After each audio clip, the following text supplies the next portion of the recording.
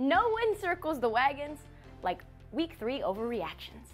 That's right, Buffalo got a win. But not only did they get a win, they did it in Minnesota against a Super Bowl contender, and they did it with poise. Did you hear that? Oh yeah, that's the sound of tables breaking in Buffalo.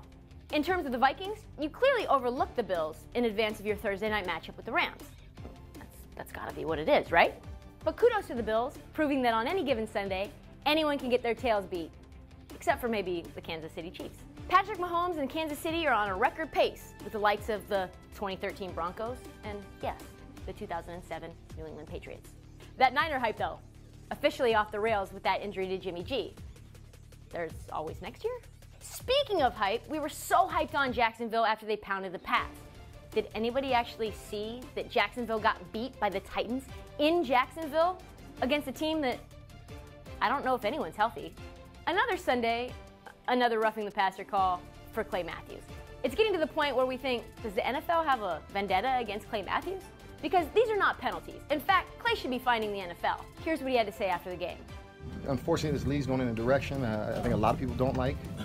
I think they're getting soft. And the only thing hard about this league is the fines that they levy down on guys like me who play the game hard. So this one should sting more because it wasn't in a tie, but a loss.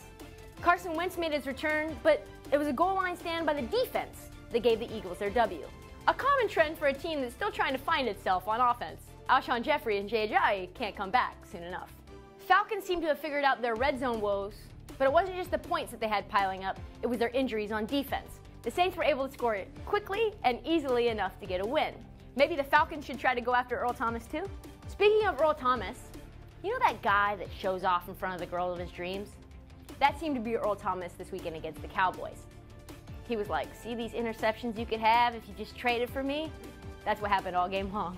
In the Battle of LA, it looked like the Coliseum was finally able to sell out. Too bad it only took 2 NFL LA teams to make it happen. But the Rams do look legit, every bit as much of the hype that we thought that they might be. Welcome to the NFL, Josh Rosen finally made his appearance, but he didn't have enough time to pull a Baker.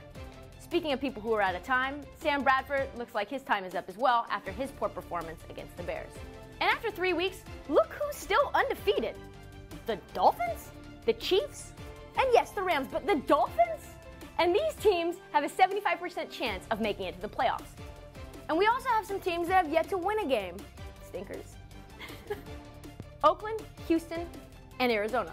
Teams that go 0-3 make the playoffs only 2% of the time. And I don't have to watch the tape like Hugh Jackson to know that these teams' playoff hopes are officially over. Just like this overreaction video. And in the meantime, stick with Sports Pulse, your heartbeat to what's trending in sports.